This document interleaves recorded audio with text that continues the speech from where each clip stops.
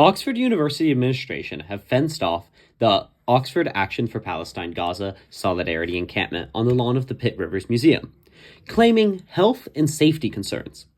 Hypocritically, in doing so, they have completely removed access to the lawn, which is marked as a fire meeting assembly point and is labeled as such within Reuben College, thus actively putting its students at risk.